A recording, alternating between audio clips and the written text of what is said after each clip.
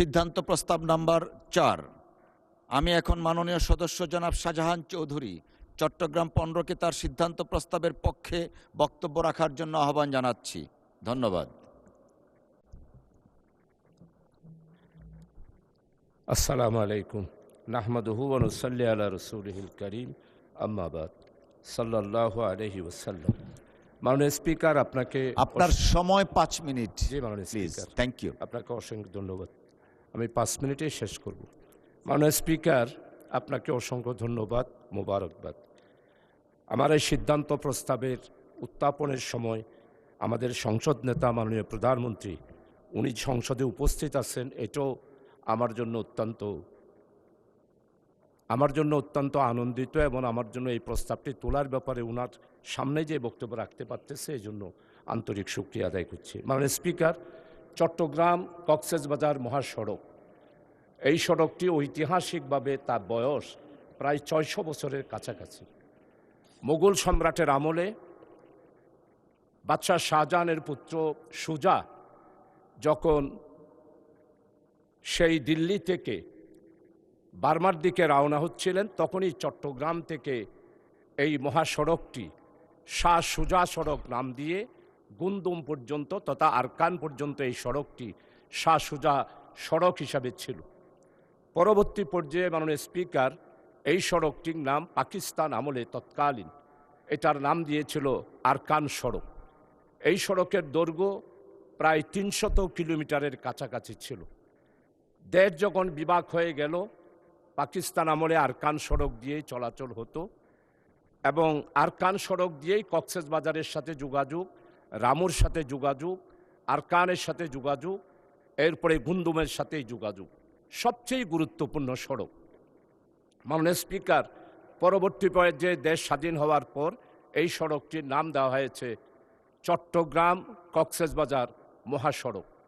এই চট্টগ্রাম এবং কক্সবাজার এই মহাসড়কের এখন বর্তমানে দৈর্ঘ্য প্রায় 150 কিলোমিটারের কাছাকাছি। মাননীয় স্পিকার, গত সড়ক ও জনপদ বিভাগ গত বছরের 13 মার্চ জরিপ করে দেখেছে এই মহাসড়কে দিনে গড়ে প্রায় 27 থেকে 28 হাজার যানবাহন চলাচল করে।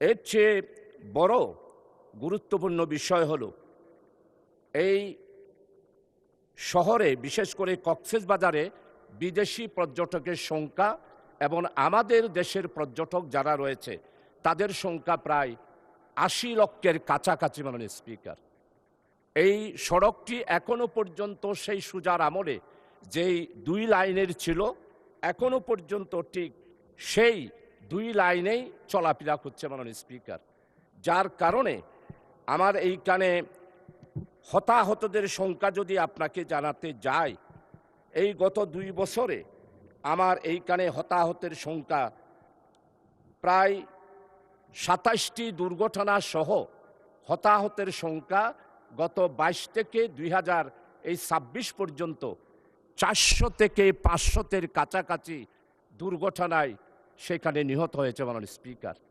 সবচেয়ে বড় আশ্চর্য, গত ঈদের সময়, ইন্টেরিয়াম গভর্নমেন্টের সময় জাইল্লা নামক স্থানে ঈদের আগে পরপর 3-4টা দুর্ঘটনার কারণে প্রায় 32 জন সেখানে নিহত হয়েছিল। মাননীয় স্পিকার, আমি গিয়েছিলাম, তৎকালীন আমাদের উপদেষ্টা ত্রাণ ও দুর্যোগ ফারুকে আজম সাহেব, জেলা প্রশাসক চট্টগ্রাম, নোয়াখালী, ফেনী, এরাও সবাই সেখানে গিয়েছিলেন। অর্থাৎ এই সড়কটি একটা মৃত্যুপরী সড়ক হিসাবেই আজকে জনগণ সেইখানে এত বেশি আতঙ্কিত, কখন অ্যাক্সিডেন্ট হয়। এই গত পরশুদিন আমি দাঁড়িয়েছিলাম, আপনি আমাকে বলেছিলেন 71 বিধিতে, আমি পয়েন্ট অফ অর্ডারে দাঁড়িয়েছি, আপনি আমাকে 71 বিধিতে নোটিশ দেওয়ার জন্য মাননীয় স্পিকার আপনি আমাকে বলেছেন। আলহামদুলিল্লাহ, আজকে আমি সিদ্ধান্ত প্রস্তাবে এই কথাটা বলার আজকে সুযোগ পেলাম। মাননীয় স্পিকার, সেই সড়ক দুর্ঘটনায় গত পরশুদিন সেইখানে একটা মোটরসাইকেল অ্যাক্সিডেন্ট হলো। আমি যেই দিন এইখানে পার্লামেন্টে আসব, ঠিক তার আগের দিন সড়কটা অবরোধ হলো। এনএসআই আমাকে টেলিফোন করলো, ডিজিএফআই টেলিফোন করলো যে আপনি মেহেরবানি করে একটু এই সেই সড়ক অবরোধটা উড্র হওয়ার জন্য পাবলিকের কাছে যান, যারা অবরোধ করেছে তাদের কাছে।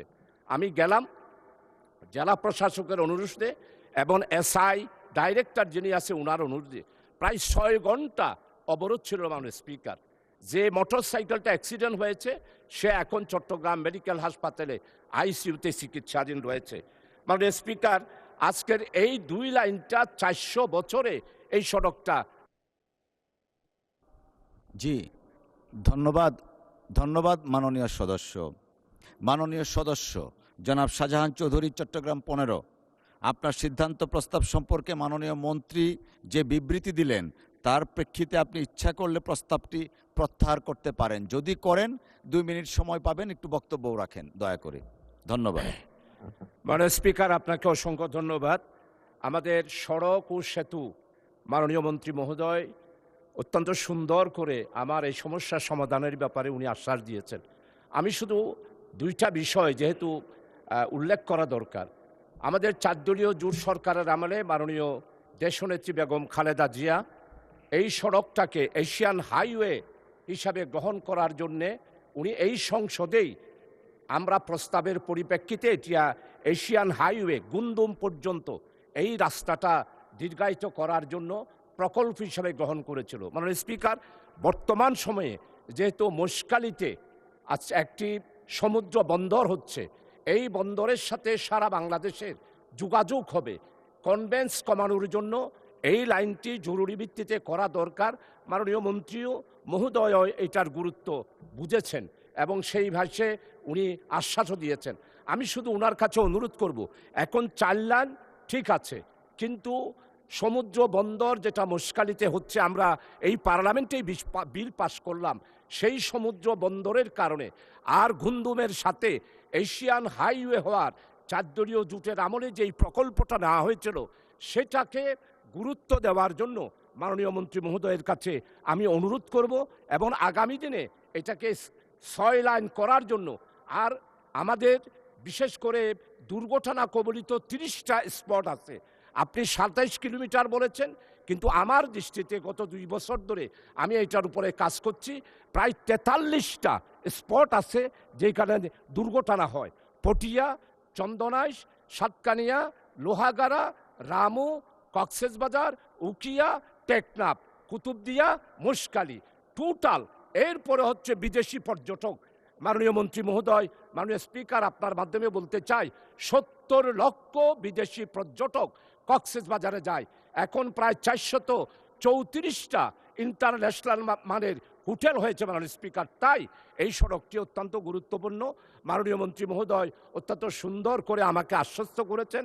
আমি আশা করি আমার চট্টগ্রামের মানুষও এই বক্তব্য শোনার পর ওনারাও আশ্বস্ত হবেন, আর সড়ক অবরোধ হবে না। আশা করি সেটার ভিত্তিতে উনি যেই প্রস্তাব দিয়েছেন, আমি আমার এই প্রস্তাবটি ওনার আশ্বাসের পরিপ্রেক্ষিতে প্রত্যাহার করে নিচ্ছি। মাননীয় স্পিকার, আপনাকে অসংখ্য ধন্যবাদ। ধন্যবাদ মাননীয় সদস্যবৃন্দ। প্রস্তাব উত্থাপনকারী মাননীয় সদস্য তার প্রস্তাবটি প্রত্যাহারের ইচ্ছা ব্যক্ত করেছেন। কার্যপ্রণালী বিধি 138(1) উপবিধি মতে প্রত্যাহারের ক্ষেত্রে সংসদের অনুমতি প্রয়োজন। এখন আমি প্রত্যাহারের প্রস্তাবটি ভোটে দিচ্ছি। মহান সংসদের সামনে প্রশ্ন হচ্ছে, মাননীয় সদস্য জনাব শাহজাহান চৌধুরী, চট্টগ্রাম 15 কর্তৃক উত্থাপিত সিদ্ধান্ত প্রস্তাব নম্বর 4। সংসদের অভিমত এই যে চট্টগ্রাম কক্সবাজার মহাসড়কটি জরুরি ভিত্তিতে 4 লেনে উন্নীতকরণের কার্যকর ব্যবস্থা গ্রহণ করা হোক। শীর্ষক প্রস্তাবটি প্রত্যাহার করা হোক। যারা এই প্রস্তাবের পক্ষে আছেন তারা হাঁ বলুন। যারা এই প্রস্তাবের বিপক্ষে আছেন তারা না বলুন। আমার মনে হয় হাঁ জয়যুক্ত হয়েছে, হাঁ জয়যুক্ত হয়েছে, হাঁ জয়যুক্ত হয়েছে। অতএব সিদ্ধান্ত প্রস্তাবটি প্রত্যাহারিত হলো।